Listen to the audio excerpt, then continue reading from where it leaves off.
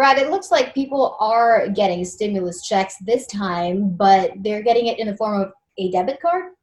Yeah, that's right. Until now, payments were directly deposited into our bank accounts or we received a paper check. But the Treasury Department and the IRS will be issuing about 4 million economic impact payment prepaid debit cards instead of a check. So if you receive a debit card, the IRS does not have your bank info on record and you would have received a paper check. Either way, direct deposit is the fastest way to get your money.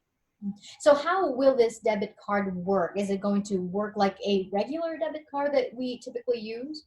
Yeah, that's a great question. It is essentially a Visa debit card that could be used to make purchases, get cash, transfer money into your bank account. And you could use the card online, in store, on the phone, pay your bills, wherever a Visa debit card is accepted. What should we do with the money that we are receiving? Well, the first is you need to have an emergency fund because now more than ever, we see the importance of an emergency fund. And we found out that 50% of Americans don't even have $1,000 in a savings account. So your emergency fund should cover 3 to 6 months of expenses if you get laid off, miss a paycheck, or have an unexpected medical bill. When families don't have an emergency fund to pay unexpected bills, they may borrow money, which could lead to a cycle of debt. You know, it's hard to make debt payments on top of all your other bills, but we need to stay on top of the high interest debt like credit cards. Americans are carrying $14 trillion in debt. So I recommend the avalanche method. Organize all your credit cards and debt, prioritize the highest interest balance first, making minimum payments on the rest. When the highest interest balance is paid in full, go on to the next highest interest balance.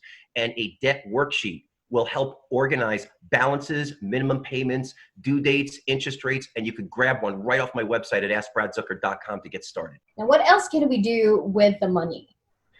You know, saving for the future might be the last thing on our mind, but we need to put money aside and use your stimulus check to open a Roth IRA, which is a retirement savings tool that you pay taxes on the money before it goes in, but you withdraw the money in retirement tax free. But remember, people in or near retirement can't afford to roll the dice with their life savings in hopes of a great outcome. People, both young and old, need both investments and safe money.